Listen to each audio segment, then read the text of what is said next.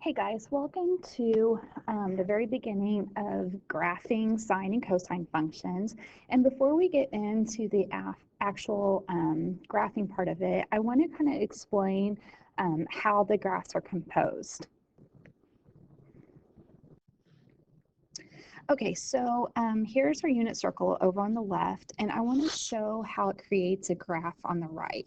So let's just focus on sine, and sine is the green line. So all I care about is that green line right now. So if I can go to 30 degrees, okay, well, we're close enough. So you know that the sine of 30 degrees is 1/2. So that's where that green line is going to be at 1/2.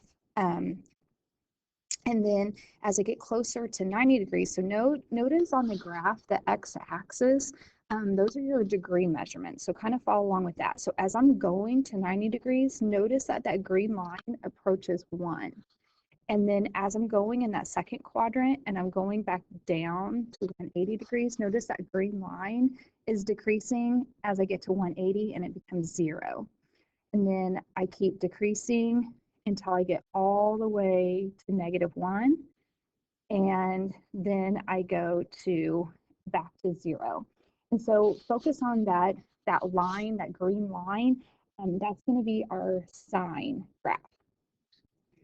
So before I get to all this stuff, let's kind of recap what we saw. So instead of saying like 0, 90 degrees, 180, 270, 360, I'm going to put these in radians. So I'm going to erase all this and do the same thing in radians. So 0, pi over 2, pi, 3 pi over 2, and 2 pi. Okay, my y value, so let's go back to so my y value at 0 was 0. At 90 degrees, it was 1. At 180, it was 0. At 270, it was -1.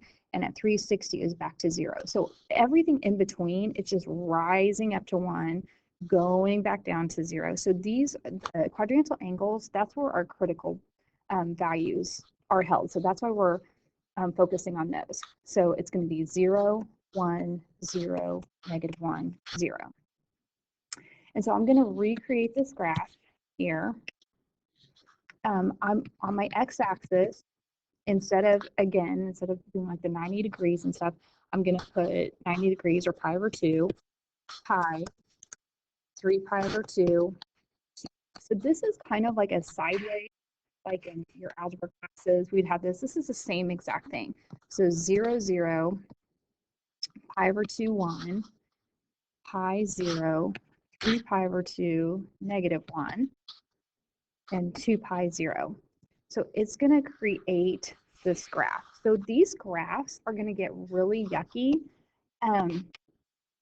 This is just our basic parent function. So we're going to do all sorts of different things to these graphs, but the sine graphs will always have this look to it. So notice it's kind of, if you use your imagination, it's kind of like a sideways S.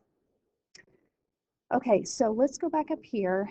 And again, this is our parent function. And let's talk about these things up here. So the period is the time that it takes to complete this look. So this where it goes up and then down and then up again.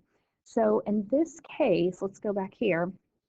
It took us, the time that it took us to complete that look was all around the circle. So it had to go all around.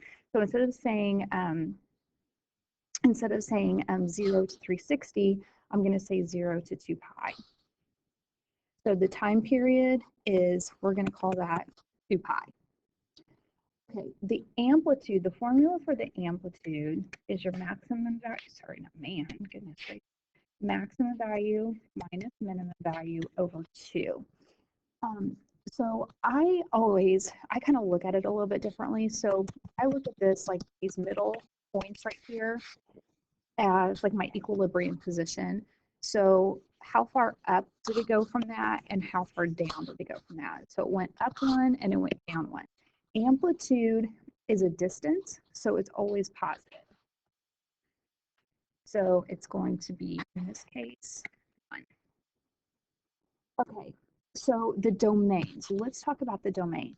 Just because I started here doesn't mean anything. Like this, periodic functions will go on and on forever this way and on forever this way.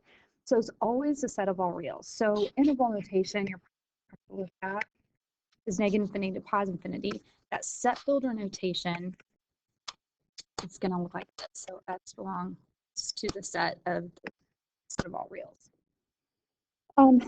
But our y values, our range, is very specific. So here in this case, it went down to -1 and up to +1. So that's going to be our interval notation.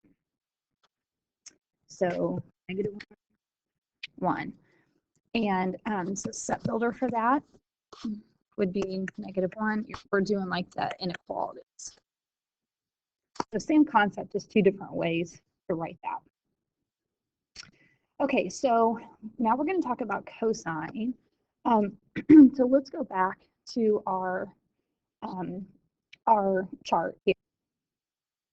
And now we're going to focus on the blue line. Okay, so notice that the blue line, our cosine is 1. And as we approach 90 degrees, it goes down to 0. So we have 1, 0, and it keeps going down to -1, and then 0, and then 1 again. So notice how it starts up, goes all the way down, and then it ends up. So I also just switch over to radians so we can kind of get a better idea for that. So 0 pi over 2 is going, so 1, 0, 1, pi over 2, 0. And then I have pi -1, 3 pi over 2, 0, and back up to 0, 1. So that is going to help us create, ooh, that's kind of wonderful, but help us create our graph. So just like this one, our x values are going to be the exact same. So we're going to use these just like we did before. So 0, pi over 2, pi, 3 pi over 2, 2 pi. And our y values now, remember we started at 1 and went all the way down to -1, and then we went back up to 1 again. So let's see what that's going to look like for our graph.